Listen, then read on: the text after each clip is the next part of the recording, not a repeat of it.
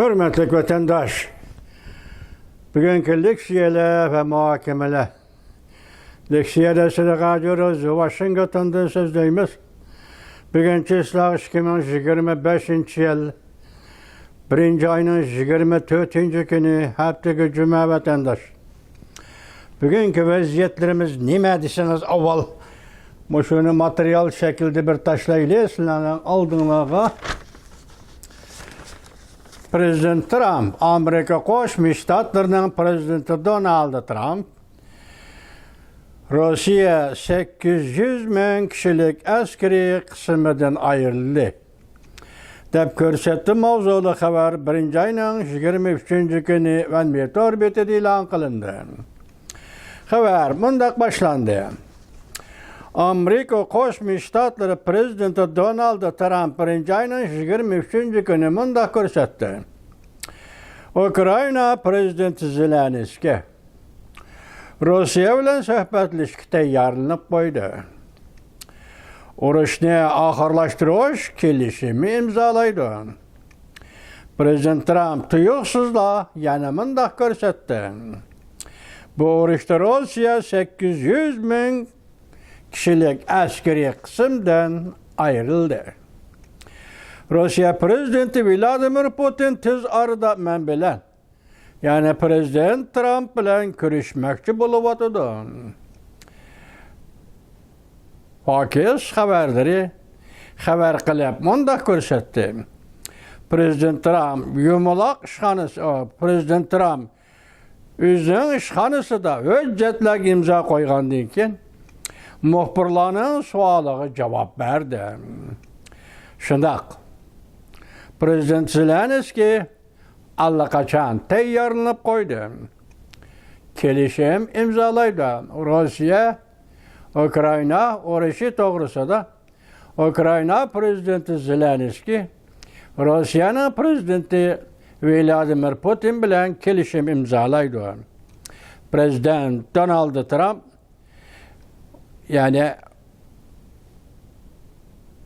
o, ya keçiringlar, Prezident Trump emasken o, yani Prezident Zelenski hamma ishni to'xtatmoqchi bo'ldi. Yani urushga munosabatlik hamma ishlarni to'xtatmoqchi bo'ldi deydi. U nurg'un askarlardan ayrilib qoldi deb ko'rsatdi Prezident Donald Trump. Rossiya ham shundoq. Rossiya texmi ko'p askarlardan ayrılıb qaldı. Ola, yani Rossiya 800 bin kişilik askeri kısımdan ayrılıb qaldı. Sen bunca köp dep his qılmamsan, muhbirga qartib davatıdı. Sen bunca köp dep his qılmamsan, men şuncha köp dep his qılıman. Prezident Trump 22. günü agahlandırıp mundak körsetdi. Agar Rossiya urushni tez arada ahırlaştırmaydigan bolsa, undaqda Rossiyaga yana bir qatimliq embargo yurgizib, yuqori normada tamoyil baja qo'yamiz. 23. günü embargo Prezident Vladimir Putinni söhbet ötküzüşü mecburlayalamdı. 23. gündeki muhbirlerin yığınında dedi ki embargo Prezident Vladimir Putinni söhbet ötküzüşke mecburlayalamdı degan savolga duch kelganda Prezident Trump mundak ko'rsatdi. Men bilmayman.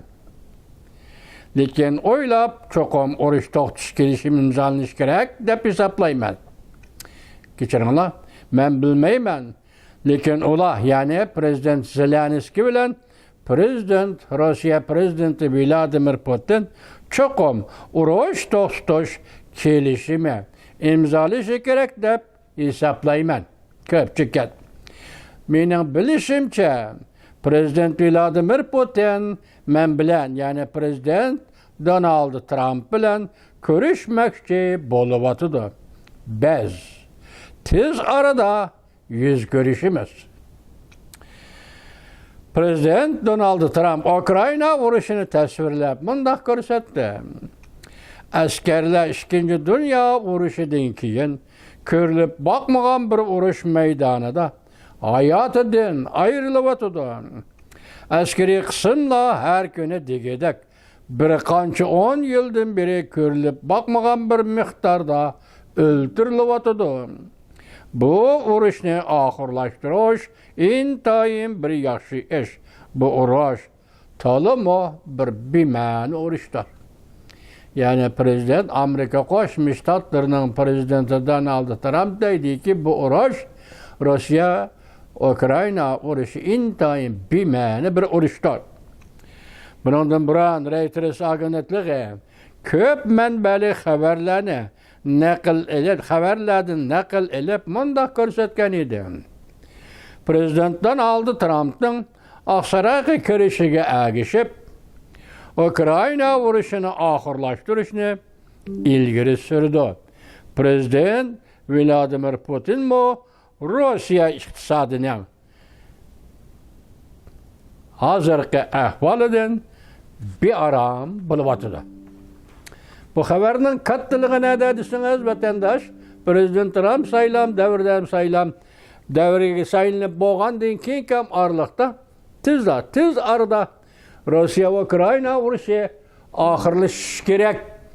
Rusya ve Ukrayna urushi to'xtashi kerak degan edi.